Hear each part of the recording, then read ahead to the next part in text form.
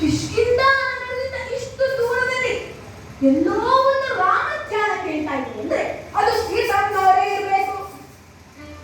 ಹೇಗೆ ಅಷ್ಟು ಸ್ಪಷ್ಟವಾಗಿ ಹೇಳ್ತೀಯ ನೋಡಪ್ಪ,